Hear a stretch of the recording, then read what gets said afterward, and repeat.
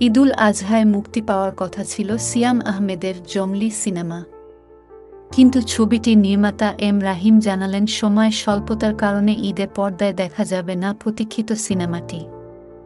মুক্তি না পাওয়ার কারণ হিসেবে এম রাহিম জানালেন, টানা শুটিং করেছি আমরা। একই সঙ্গে ভারতে চলছিল ছবির পোস্ট প্রোডাকশনের কাজ।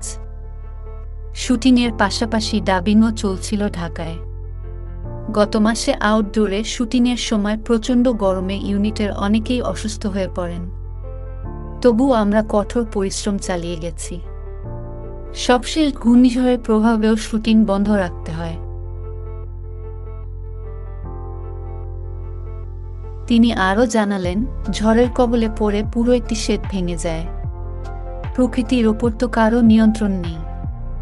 দর্শকদের যে সিনেমা আমরা উপহার দিতে চাই, সেই কোয়ালিটি দেয়া করা সম্ভব হবে না এই ঈদে। আর কোয়ালিটিতে ছাড় দেওয়া উচিত হবে না। তবে অনেকেই ভাবছেন, তুফানের দাপটে ভয় পেয়ে সরে গেল কিনা জংলি। এমন প্রশ্নের উত্তরে রাহিমের অকপট জবাব, তুফান আর জংলি এক ঘরানার সিনেমা নয়। তুফান আসবে, এটি জেনে বুঝেই আমরা ঘোষণা দিয়েছিলাম সিনেমা মুক্তির। আমাদের মিউচুয়াল রেসপেক্ট আছে, ঘুরে ফিরে তো একই টিম আমরা।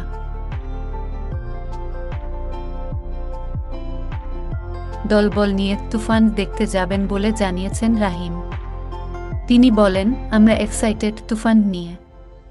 আমার বিশ্বাস শাকিব ভাই, রাফি ভাইরাও আমাদের সিনেমা দেখতে হলে আসবেন। জংলি সিনেমায় প্রধান চরিত্রে অভিনয় করেছেন সিয়াম আহমেদ। তার বিপরীতে রয়েছেন শবনম বুবুলি।